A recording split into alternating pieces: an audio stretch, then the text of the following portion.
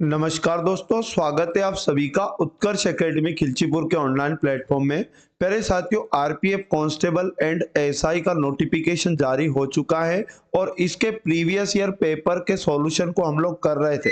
तो प्यारे साथियों, आज की इस क्लास में हम लोग 7 फरवरी 2019 आरपीएफ कांस्टेबल का जो पेपर हुआ था उसका पूरा हल यहाँ पर हम लोग करने वाले हैं।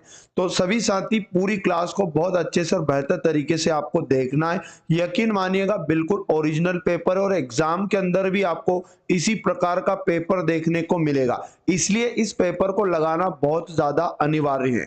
तो दोस्तों, आज का पहला और इंपॉर्टेंट क्वेश्चन जैसा कि हमारे सामने आ चुका है, 15% वार्षिक चक्रवृद्धि ब्याज दरों में निवेश की गई 48,800 रुपए की राशि 2 वर्षों में कितनी होगी। मतलब दोस्तों, 2 वर्षों का मिश्र धन चाहिए। अब शॉर्टकट कैसे करेंगे एग्जाम के अंदर, तो ये जो 15% दिया है दोस्तों, इसका फ्रैक्शन बनाएंगे। तो 15% का जो फ्रैक्शन बनाना होता है वो 15/100 लिखना है और 15/100 को क्या करेंगे अपन, 15/100 को अपन डिवाइड करेंगे। ठीक है ना, इसको क्या करेंगे, डिवाइड करेंगे तो 5 3 15 और 5 दूनी 10 और 0। अब क्या करना, 20 में 3 जोड़ेंगे तो बनेगा दोस्तों 23/20। इसका मतलब आप लोग क्या करोगे, जो मूलधन अपने को दिया है 48,800 रुपए, इसका अपने को निकालना है 23/20। तो डायरेक्ट हमारे पास आ जाएगा मिश्र धन। और कितनी बार निकालना दोस्तों, जितना समय दिया जाए। तो 2 वर्ष यहाँ पर दिया है तो 2 बार का हम 23/20 यहाँ पर निकालेंगे। अब इसको हल कर लेंगे हम लोग मल्टीप्लिकेशन, यानी कि 2 जीरो से 2 जीरो कैंसिल आउट हो जाएंगे और 2 दूनी 4 हो जाएगा। 4 का भाग इधर देंगे, 4 एकम 4, 4 दूनी 8, 4 दूनी 8। अब दोस्तों गुना कर लो, यहाँ पर 122 का गुना करेंगे 23 से और गुना करेंगे 23 से। क्लियर ना, तो हमारे पास राइट आंसर आ जाएगा 23 का वर्ग होता है 529।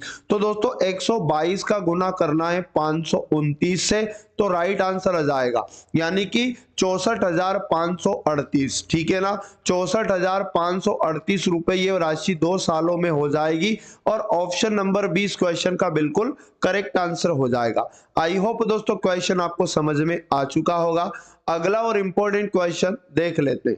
अगला क्वेश्चन है, दुकानदार ने एक आइटम 230 रुपये में खरीदा और 184 रुपये में बेचा, नुकसान का प्रतिशत निकाले। मतलब क्वेश्चन में हमें एक तो क्रय मूल्य दिया और क्रय मूल्य दिया दोस्तों 230 रुपए और बेचा मतलब विक्रय मूल्य भी दिया क्वेश्चन में 184 रुपए में बेचा। तो डेफिनेटली क्या हुई, हानि हुई। और कितने रुपए की हानि हुई निकाल लो। तो क्रय मूल्य में से विक्रय मूल्य को घटाएंगे, 10 में से 4 गया 6 और ये हो जाएगा 2, 12 में से 8 गया 4 और ये 1 में से 1 गया, मतलब 46 रुपए की हानि हुई।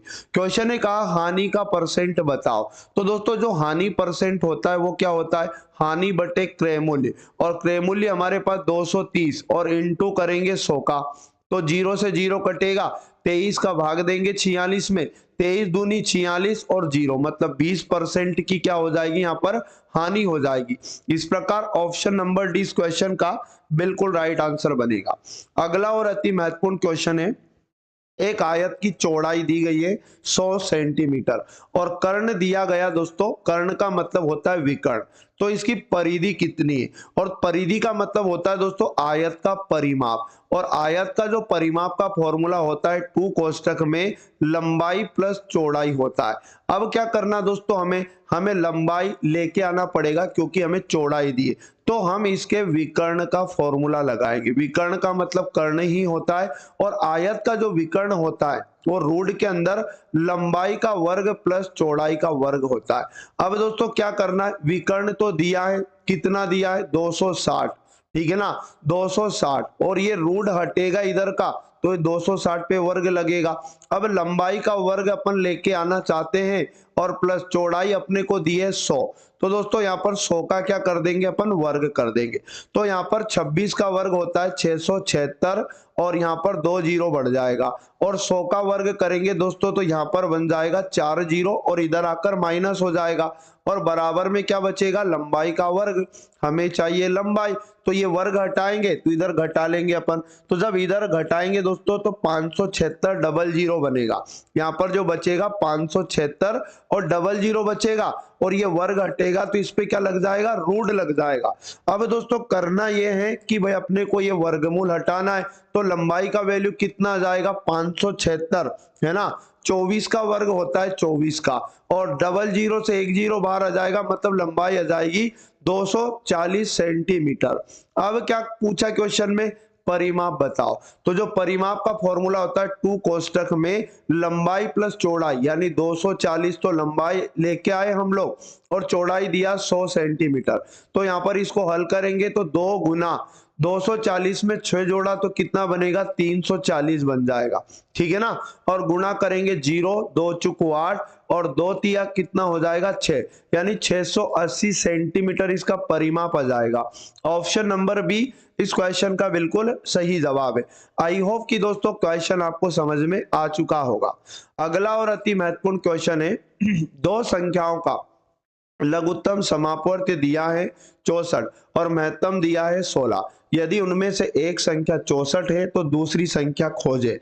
मतलब दोस्तों एक फॉर्मूला होता है पहली संख्या गुना दूसरी संख्या। दो संख्याओं में पहली संख्या का गुना दूसरी संख्या से करें तो उनका एलसीएम गुना उनका एचसीएम, ये वैल्यू आपस में बराबर होती है। बस यहाँ वैल्यू पुट कर देंगे, तो लघुत्तम की जगह लिखेंगे 64 और एचसीएफ दिया दोस्तों 16, और अपने को एक संख्या बताइए 64, तो पहली संख्या 64 लिखेंगे गुना दूसरी संख्या अपने को पता करना है, ठीक है।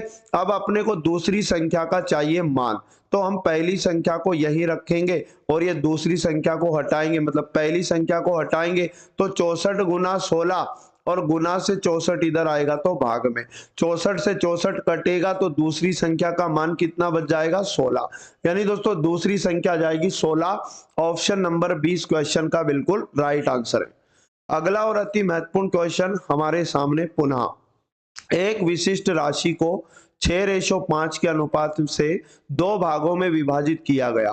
पहला भाग 126 रुपये है, तो कुल राशि कितनी है। देखो मतलब दो हिस्से बताए 6:5 में बांटना है, जिसमें पहले हिस्से का मान बताया, मतलब 6 रेशो का मान कितना बताया 126 रुपए बताया।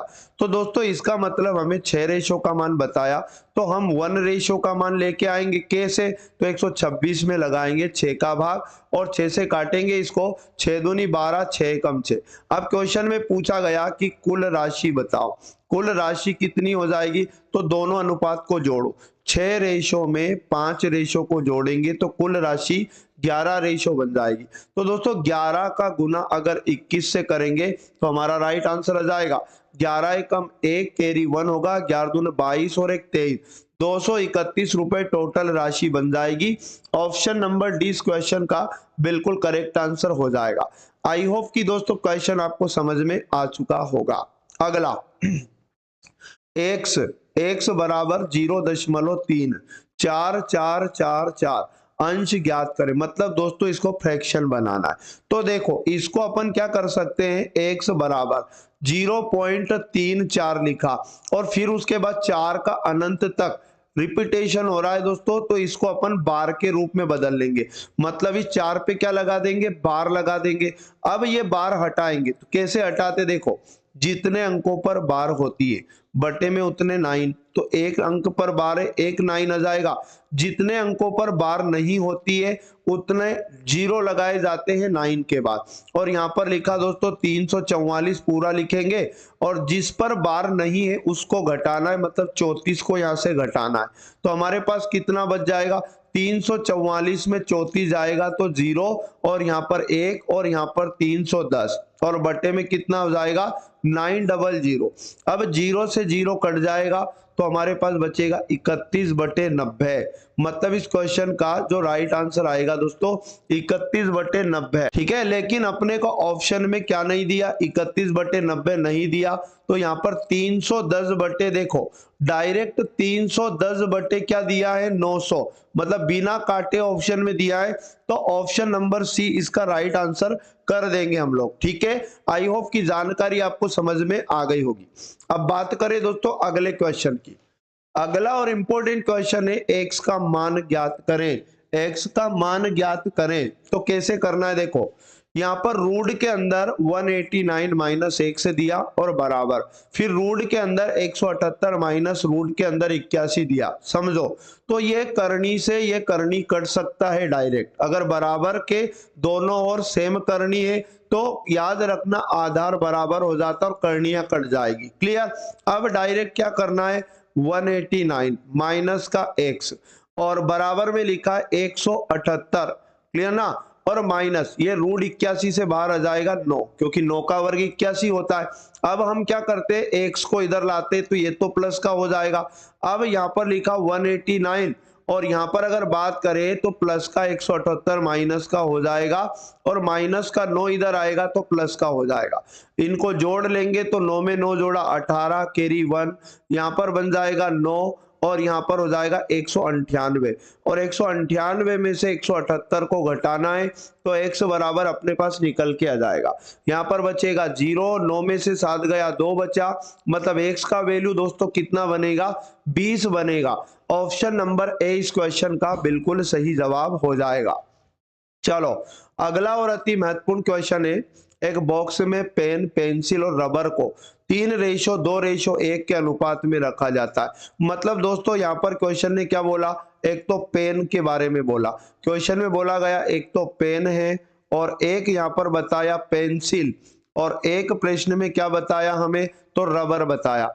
दोस्तों इनकी संख्या का अनुपात बनाया, बताया गया क्या अपने को, संख्या का अनुपात कितना, 3 तो पेन है और 2 पेंसिल है और 1 रबर है।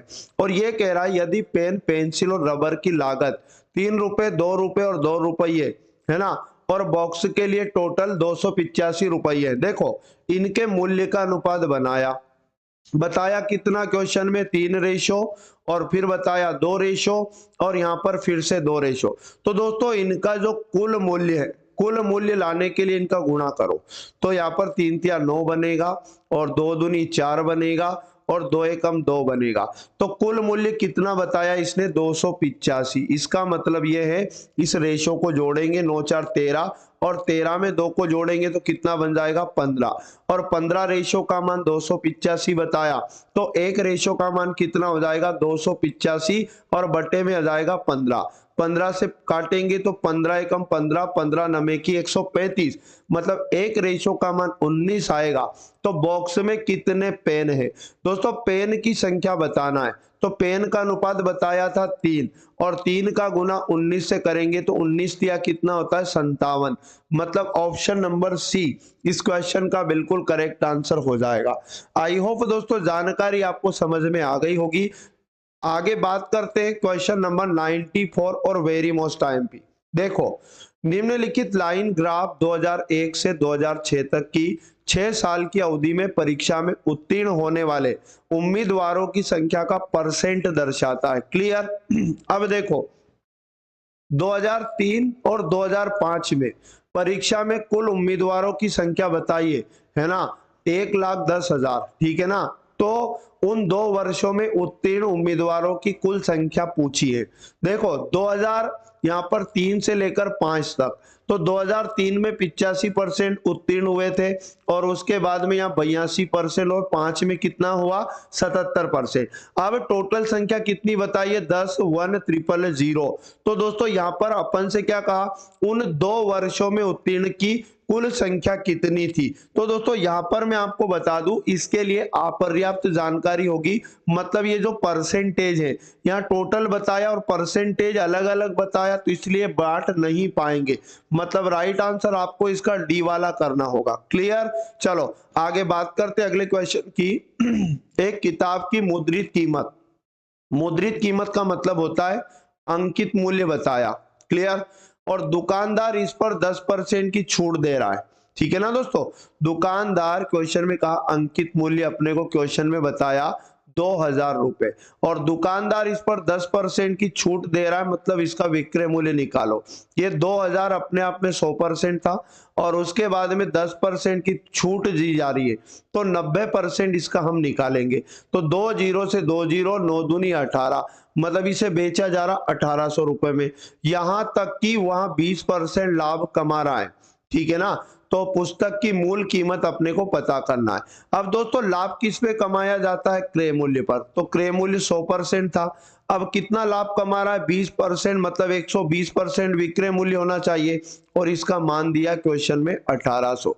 तो दोस्तों यहाँ पर अपने को क्रय मूल्य का मान चाहिए, तो हम क्या करेंगे, लिखा है 1800, और भाग का 100 कितना हो जाएगा, गुना का, और गुना से 120 इधर आएगा तो भाग में, 0 से 0 कट जाएगा, 6 दूनी 12, 6 3 18, और 0 2 का भाग देंगे 30 में तो आएगा 15, और 15 गुना 100 करेंगे तो कितना बन जाएगा, 1500 रुपए, याद रखना इसका क्रय मूल्य बन जाएगा। मतलब ऑप्शन नंबर डी इस क्वेश्चन का बिल्कुल राइट आंसर हो जाएगा। अगला और अति महत्वपूर्ण क्वेश्चन है कि 234 रुपये का आइटम 10% का नुकसान है, तो वस्तु का आधार मूल्य ज्ञात कीजिए। इसका मतलब क्रय मूल्य बताना है। देखो क्रय मूल्य बताना है, क्रय मूल्य 100% था, 10% का नुकसान है मतलब हानि, तो 90% में बेचा जा रहा है, और इसका मान बताया क्वेश्चन में 234। क्लियर ना। अब देखो क्रय मूल्य का मान चाहिए, तो हम क्या करेंगे, 234 को लिखा, भाग का 100 गुना हो जाएगा, और दोस्तों गुना का 90 इधर भाग हो जाएगा, 0 से 0 काट देंगे। अब 9 से काटेंगे, 9 दूनी 18, 5 बचा, 9 छक्के 54, तो यहाँ पर कितना बना 26, और एक 0 का गुना करेंगे तो 260 रुपए इसकी मूल कीमत आ जाएगी। मतलब ऑप्शन नंबर कौन सा हो जाएगा, ऑप्शन नंबर 260 दिया है बी वाले में। दोस्तों ऑप्शन नंबर 20 क्वेश्चन का बिल्कुल सही जवाब है। चलो अगला क्वेश्चन, 650 मीटर लंबे पुल के एक छोर पर सिग्नल पार करने में एक ट्रेन को 40 सेकंड लगते हैं, मतलब एक सिग्नल को पार करने में 40 सेकंड लगते हैं।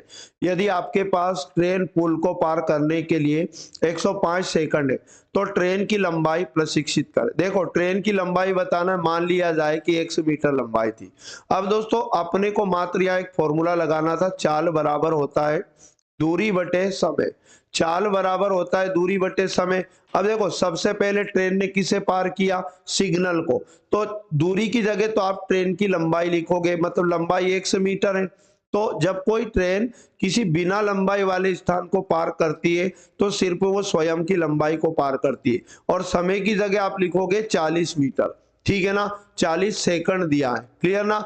अब देखो ये ट्रेन की चाल, अब इसी ट्रेन ने दोस्तों 650 मीटर लंबे पुल को पार किया, तो ऐसे केस में पुल की लंबाई और ट्रेन की लंबाई जुड़ जाएगी, और इसका समय दिया क्वेश्चन में 105 सेकंड।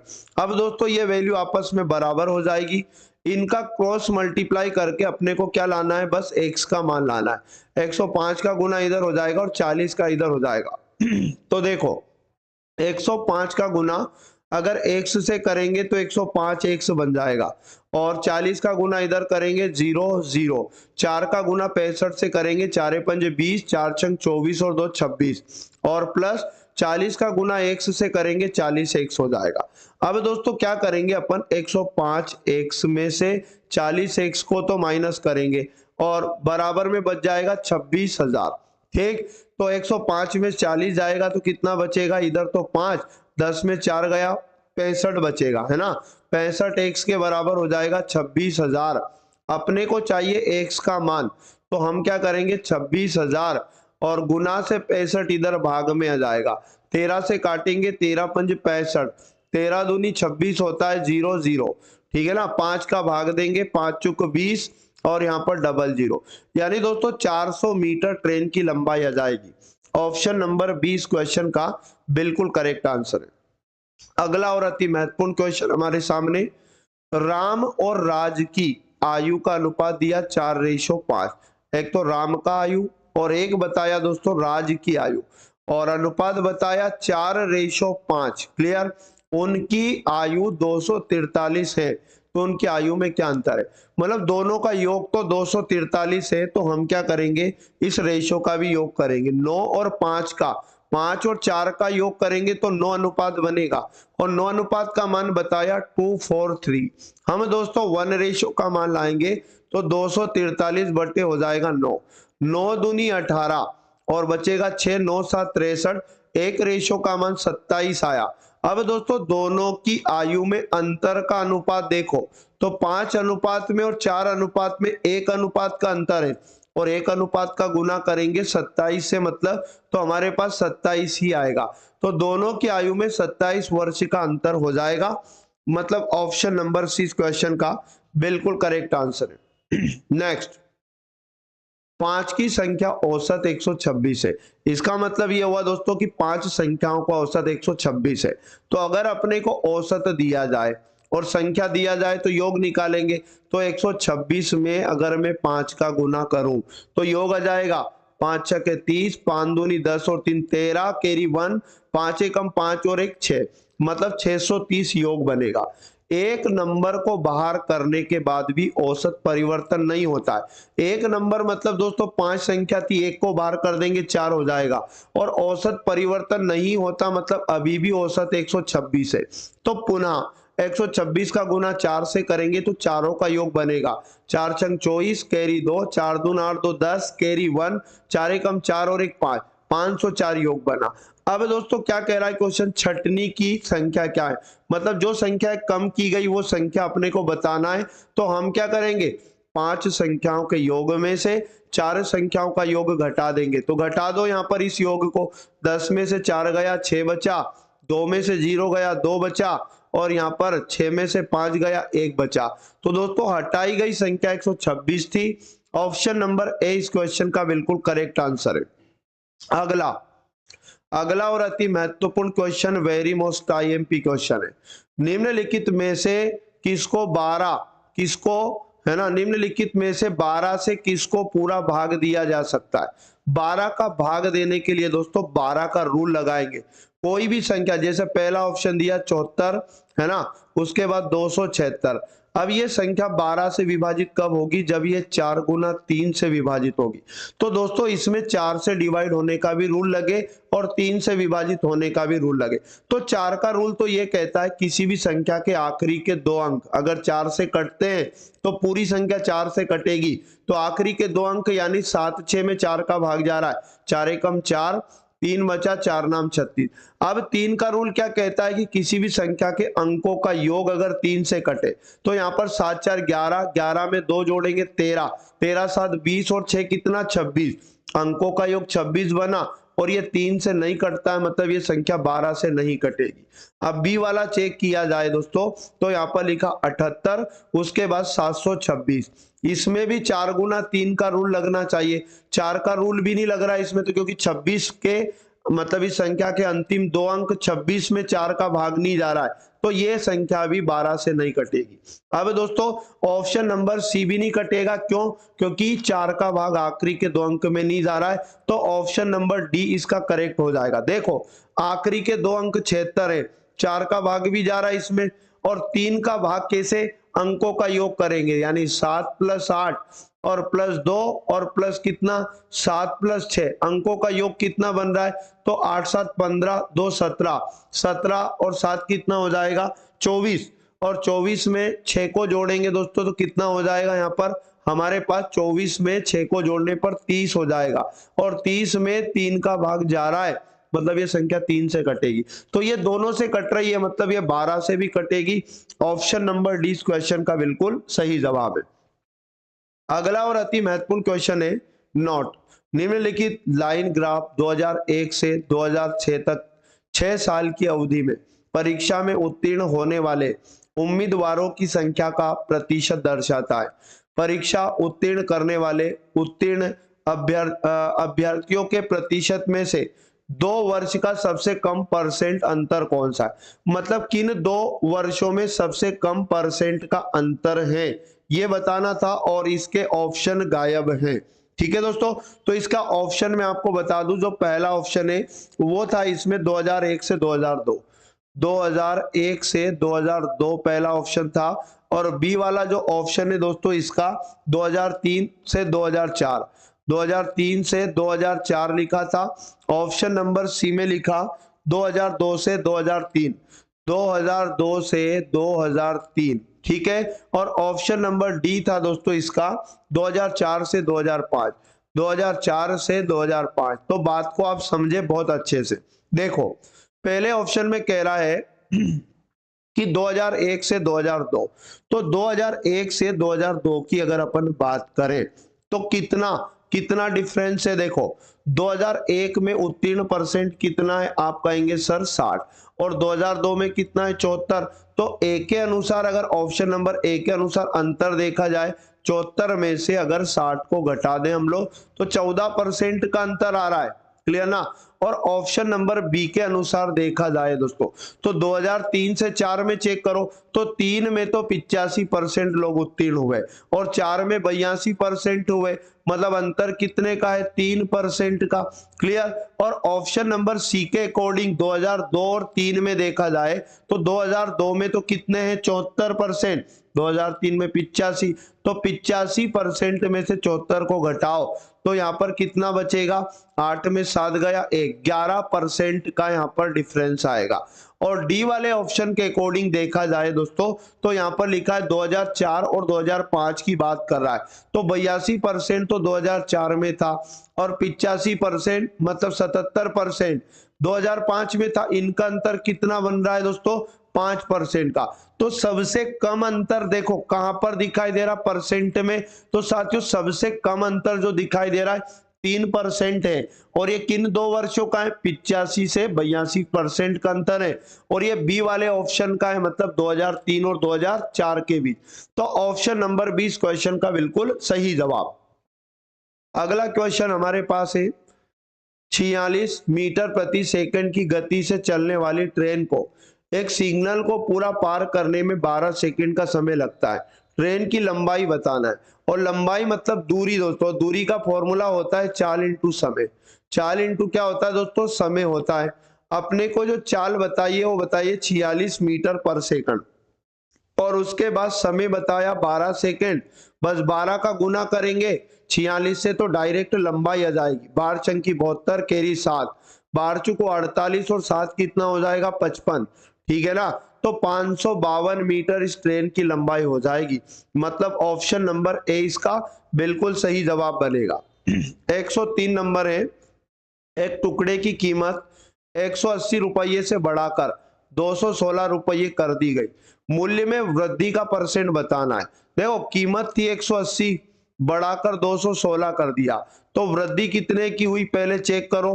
तो 216 में से अगर 180 को घटाएंगे तो हमारे पास क्या बचेगा 6, 11 में से 8 गया 3 बचा और ये 0 हो जाएगा, मतलब 36 की याद रखना, वृद्धि हुई 36 रुपए की।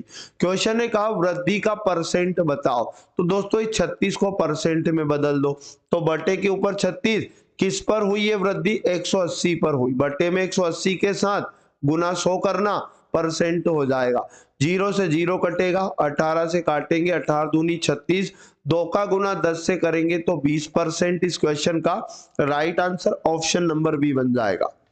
आगे बात करते हैं दोस्तों अगले क्वेश्चन की कि 52 24 को 9 से विभाजित करने के बाद कितना शेष है, मतलब 5224 को 9 का भाग देंगे तो शेषफल बताना। तो 9 दूनी 18, 9 तीस 27, 9 छक्के 54 ज्यादा हो जाएगा, मतलब 9 का 5 बार गुना, मतलब 5 बार भाग जाएगा। 9 पंज होता है 45, 12 में से 5 गया 7 और ये 0, ऊपर से उतारा 2 तो 9 आटी कितना हो जाएगा 72, 8 बार में हो जाएगा दोस्तों 72, और माइनस किया तो 0 0, ऊपर से उतारा 4, अब भाग नहीं जा रहा है तो दोस्तों ये 4 क्या बच चुका है, शेषफल बच चुका है। और क्वेश्चन ने भी यही पूछा कितना शेष बचेगा 4, ऑप्शन नंबर ए इसका करेक्ट आंसर आप कर सकते हैं। अगला और इंपॉर्टेंट क्वेश्चन है 105 नंबर, 5 साल में 12% सालाना निवेश पर 4500 रुपये का ब्याज मिलता है ना। निवेश की गई राशि क्या है दोस्तों, इसको करेंगे अपन साधारण ब्याज से। कैसे करना है, साधारण ब्याज बराबर होता है मूलधन यानी कि प्रिंसिपल इंटू रेट मतलब दर इंटू समय मतलब टाइम और डिवाइड बाय 100। सिंपल इंटरेस्ट बताया क्वेश्चन में कि साधारण ब्याज कितना मिलता है 4500, तो हमें साधारण ब्याज की जगह 4500 लिखना है और बराबर मूलधन दोस्तों अपने को लाना है पी का मान, गुना रेट की जगह अपन लिखेंगे 12% गुना समय 5 वर्ष दिया और बटे में क्या हो जाएगा 100। अब क्या करेंगे 4500 भाग का 100 गुना में आ जाएगा और गुना से दोस्तों 12 इंटू 5 इधर भाग में आ जाएगा, तो मूलधन का वैल्यू यानी प्रिंसिपल अपना निकल के आ जाएगा। इसे काटेंगे, है ना, तो यहाँ पर देखो 5 से काटा, 5 दूनी 10 और 0 20 बार कटा, और 12 से काटेंगे, है ना, तो 12 दूनी 36, है ना, या फिर 6 से काट लो या 9 से काट लो, ठीक है ना। 3 से 3 चुको 12 होता है, और 3 से काटेंगे तो ये 15 और ये 0 0, 4 का भाग देंगे 20 में 5 बार जाएगा, और 15 पंज हो जाएगा 75, और 2 0 लग जाएगा तो 7,500 रुपए मूलधन बन जाएगा। मतलब ऑप्शन नंबर सी दोस्तों इसका राइट आंसर बन जाएगा। अगला और अति महत्वपूर्ण क्वेश्चन है, एक बॉक्स में 80 साबुन होते हैं जिनमें से 56 का उपयोग किया गया है ना। बॉक्स में कितने प्रतिशत साबुन है, ठीक है ना, कितने प्रतिशत साबुन है, टोटल 80 था, 80 में से 56 का उपयोग कर लिया गया, तो 80 में से 56 को घटा देंगे तो शेष साबुन अपने पास आ जाएगा। 10 में 6 गया 4, 7 में 5 गया 2, शेष 24 साबुन बचा है, ठीक है ना। तो कितना परसेंट बचा है, 24 को किसके साथ दोस्तों, टोटल का यानी 80 का, परसेंट में बदल दो, बस आपका आंसर आ जाएगा। 0 से 0 कटेगा, 8 या 24, मतलब दोस्तों 3 इंटू 10 करेंगे, 30% साबुन और शेष बचा है। ऑप्शन नंबर सी इसका बिल्कुल राइट आंसर है, ठीक है। आई होप कि क्वेश्चन आपको समझ में आ चुका होगा दोस्तों। अगला और अति महत्वपूर्ण क्वेश्चन है, 12% की वार्षिक ब्याज दर पर 8700 रुपए का निवेश 4 साल का कितना होगा। मतलब क्या बताया क्वेश्चन में, 4 साल का कितना होगा। अपने को क्या लाना है, मिश्र धन लाना है। साधारण ब्याज का केस है दोस्तों, देखो तो आप क्या करो, डायरेक्ट भी कर सकते हैं, बट अपन साधारण ब्याज का फॉर्मूला लगा लो। साधारण ब्याज बराबर P into R into T और डिवाइड बाई 100 होता है। मतलब साधारण ब्याज अपन लेके आएंगे, दिया नहीं है, मूलधन दिया है अपने को कितना 8700, ठीक है ना, और इंटू दर दिया है दोस्तों 12% गुना समय 4 वर्ष, और बटे में कितना हो जाएगा 100, इनका गुना करेंगे तो साधारण ब्याज अपने पास निकल के आ जाएगा। 12 को 48 होता है, मतलब 87 का इंटू भी 48 से करो तो सिंपल इंटरेस्ट आएगा खाली साधारण ब्याज, और साधारण ब्याज आएगा दोस्तों 4176 रुपया का ब्याज मिलेगा। अब अपने को लाना है कितने रुपये होगा, मतलब मिश्र धन बनाना इसका, ठीक है।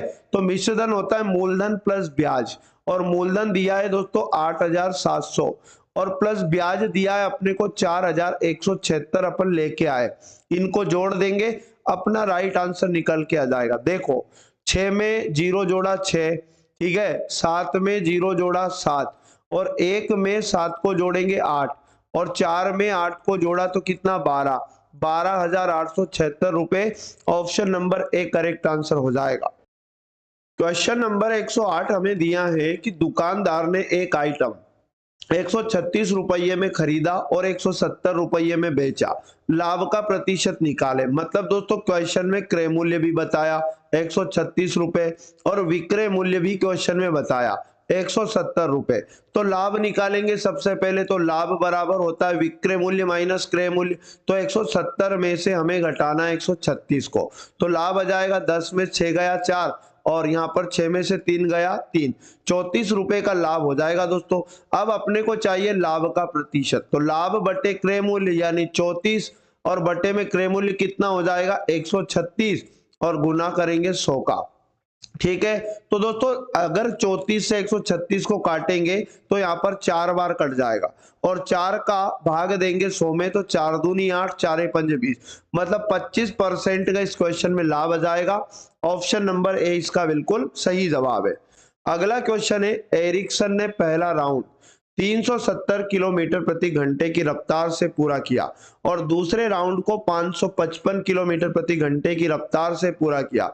इन दो दौरों की औसत गति ज्ञात कीजिए। औसत गति बताना मतलब औसत चाल बताना दोस्तों, और औसत चाल का जो फॉर्मूला होता है वो होता है 2xy और बटे में x प्लस वाई। दो चाल अगर क्वेश्चन में दी गई हो तब, ठीक है, तो 2 की जगह 2 लिखेंगे, और पहली चाल दी है 370 तो इसको x मानेंगे और 370 लिखेंगे गुणा y की जगह दोस्तों अपने को लिखना है 555, तो y का मान 555 आ जाएगा, और बटे में x प्लस वाई, तो अपन क्या करेंगे 370 और किसको जोड़ देंगे 555 को जोड़ देंगे तो हमारा आंसर आ जाएगा। तो यहाँ बट्टे के ऊपर तो ऐसा ही लिखेंगे 2 इंटू 370 और इंटू 555। अब बटे के नीचे जोड़ लेते हैं, फिर उसके बाद डिवाइड कर देंगे। 155 में 370 को जोड़ने पर हमारे पास टोटल 925 बनेगा दोस्तों, 925 बनेगा। अब इनको डिवाइड कर लेंगे तो हमारे पास निकल के आ जाएगा औसत चाल। इसको काटेंगे 5 से, 5 कम 5 बचा 4, मतलब यहाँ पर 4 बचेगा, 5 8 40 50 25, ठीक है। और यहाँ पर 5 से काटेंगे 111 हो जाएगा और फिर 5 से डिवाइड हो जाएगा, 5 3 15 और यहाँ पर 3 बचा, 5 7 35। और दोस्तों यहाँ पर काटेंगे तो 5 7 कितना हो जाएगा 35 और 5 चौक 20 हो जाएगा, ठीक है ना। तो यहाँ पर क्या हो जाएगा ये 74, 37 दूनी होता है 74, 2 बार कटेगा और 2 का गुना 2 से करेंगे तो 4 और 4 इंटू 111 बनेगा। तो दोस्तों 4 4 4 444 किलोमीटर प्रति घंटा उसकी औसत चाल आ जाएगी, ऑप्शन नंबर डी, ठीक है। अगला क्वेश्चन हमारे पास आ चुका है।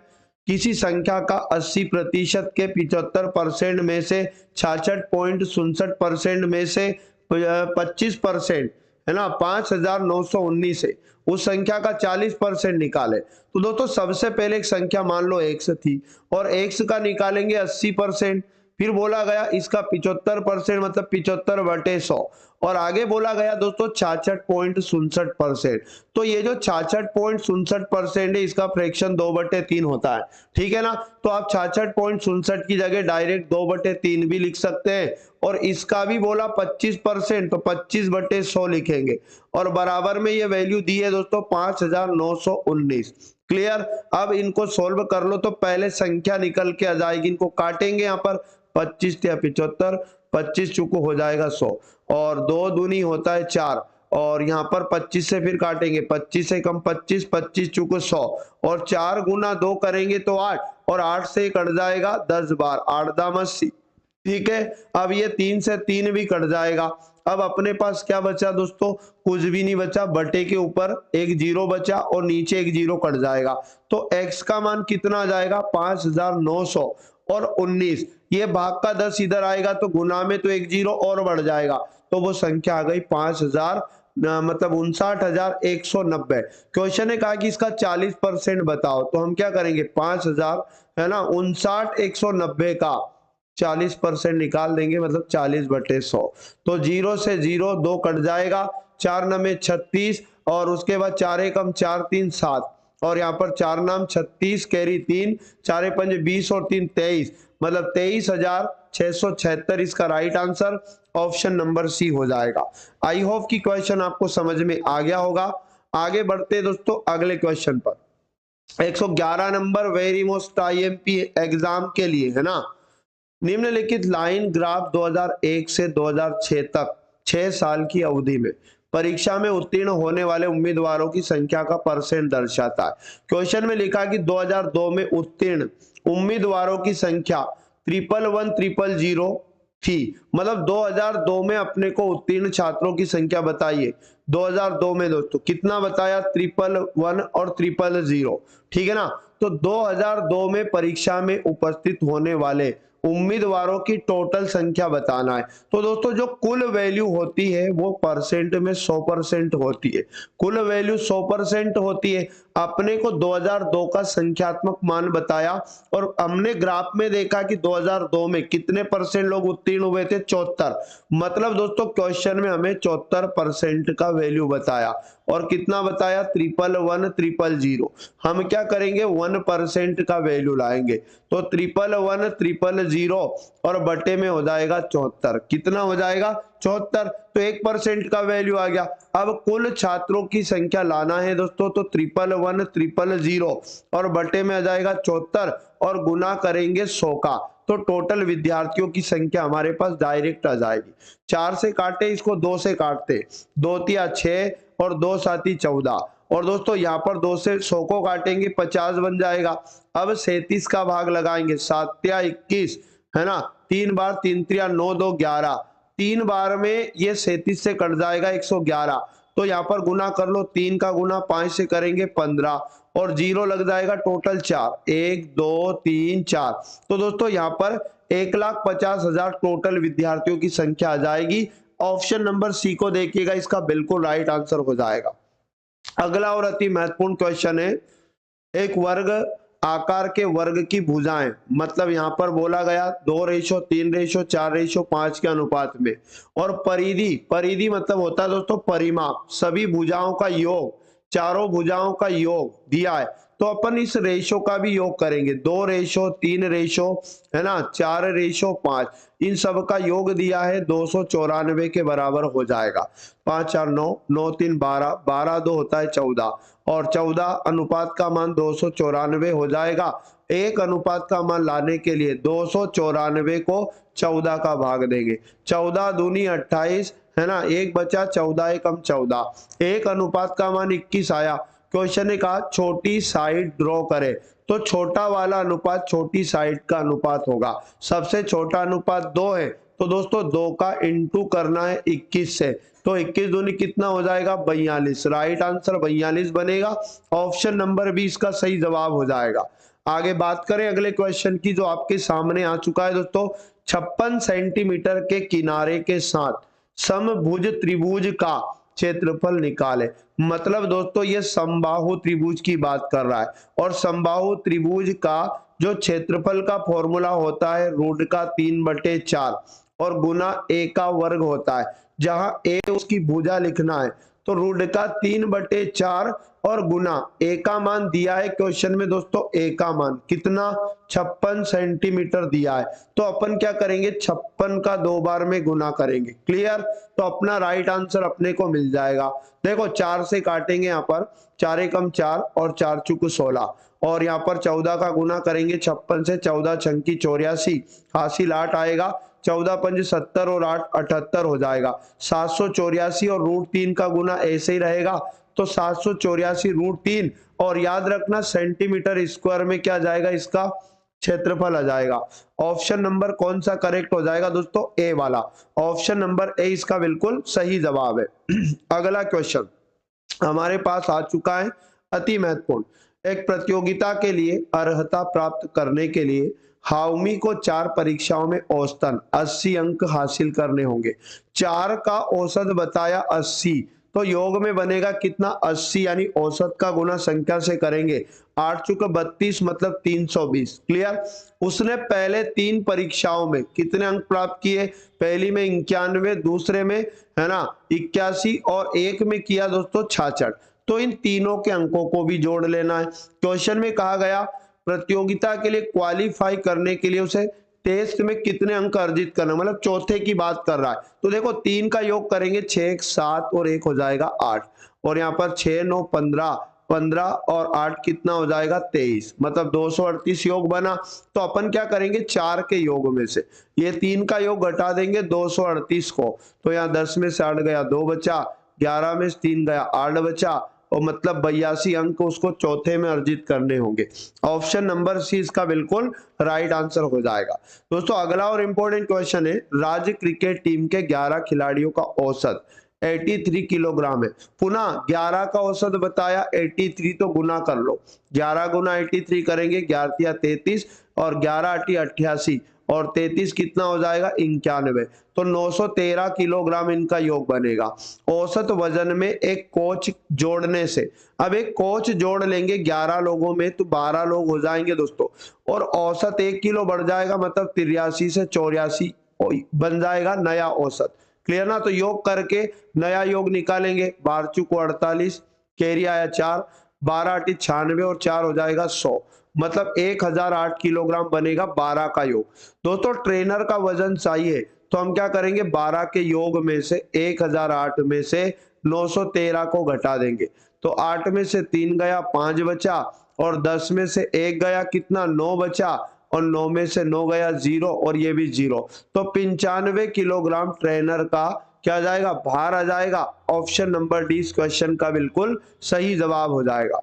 अगला और इंपॉर्टेंट क्वेश्चन है, एलपीजी टैंक की कीमत 508 रुपये से बढ़कर 635 रुपये कर दी गई है ना, 508 रुपये था और 635 कर दिया, मतलब वृद्धि कितने की हुई, वृद्धि निकालेंगे तो हमें क्या करना है 635 में से 508 को घटाना दोस्तों। क्लियर? 15 में से 8 गया 7 और यहाँ पर कितना हो जाएगा 2 और 2 में से 0 जाएगा तो 2, 6 में से 5 गया 1। ठीक है, 127 की वृद्धि हो गई। तो कितना % कम करना होगा खपत को, है ना, ताकि टैंक की लागत समान बनी रहे। देखो वापस वृद्धि हो गई थी 127 की, तो कमी भी वापस 127 की करना पड़ेगा।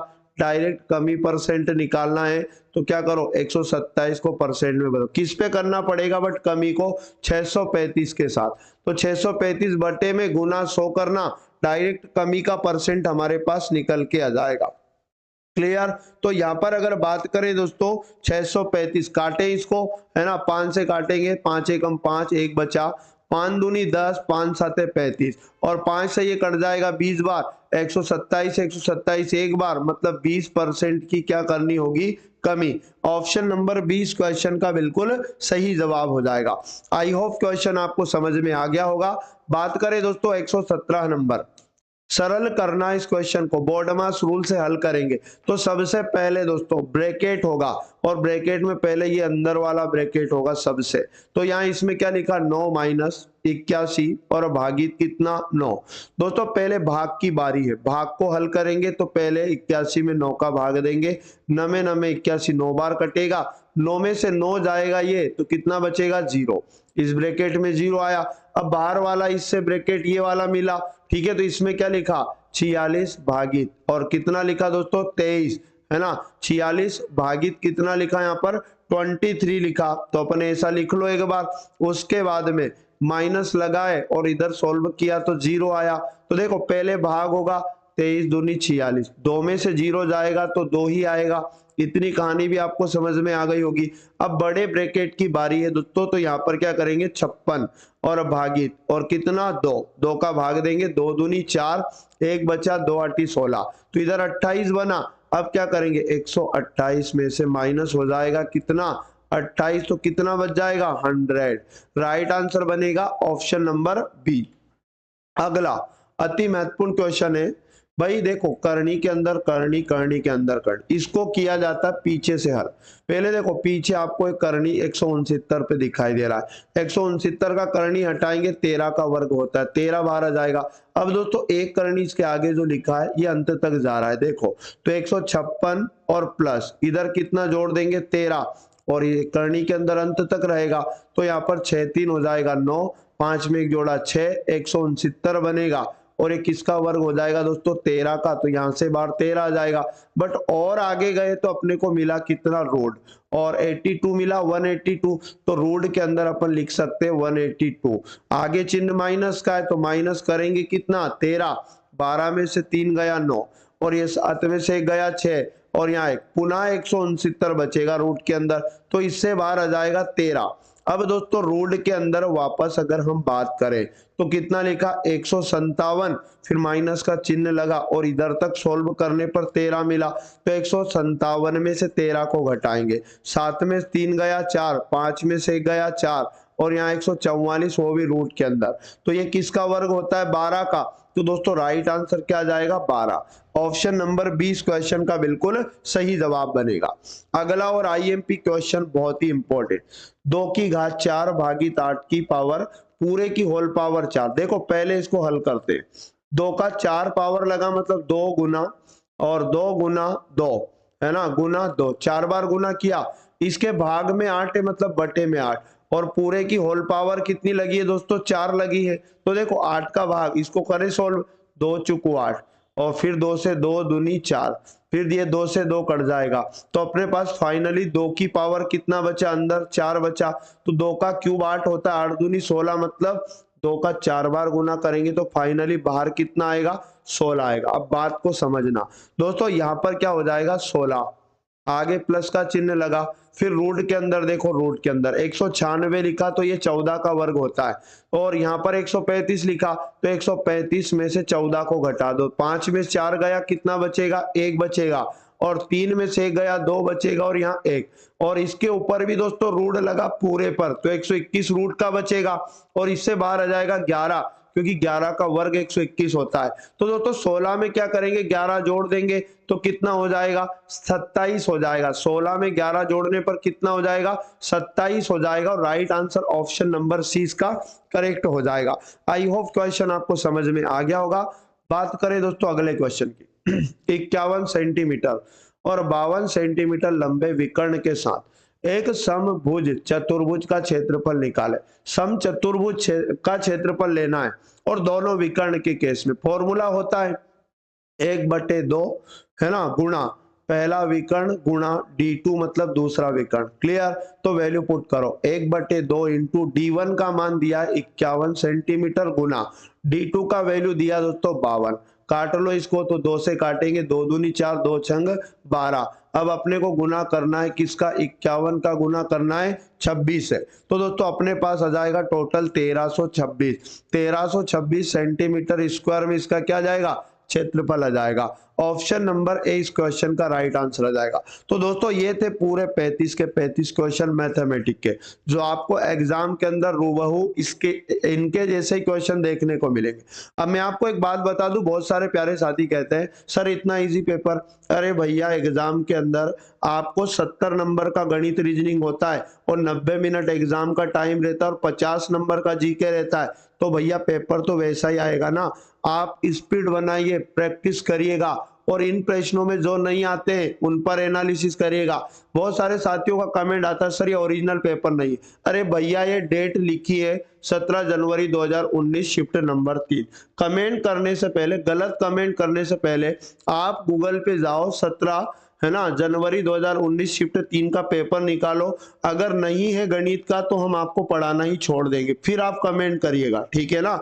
इसलिए आप लोगों के लिए कंटेंट बनाया जा रहा भाई। अगर पुराना है तो पुराना, नहीं होता तो नहीं होता, ठीक है ना। इसलिए सभी साथी रेगुलर वीडियो देखा करें, रेगुलर इस क्लास को देखा करें, सभी क्वेश्चन को लगाया करें। बहुत इंपॉर्टेंट है, एग्जाम ओरिएंटेड है, अधिक से अधिक कंसेप्ट सीखने को मिलेंगे और सभी पेपर के सभी चीजें आपको सोल्व करवाई जाएगी, ठीक है। तो मिलेंगे पुनः नेक्स्ट वाली क्लास में। पढ़ते रहें सभी साथी। जय हिंद, जय भारत, वंदे मातरम।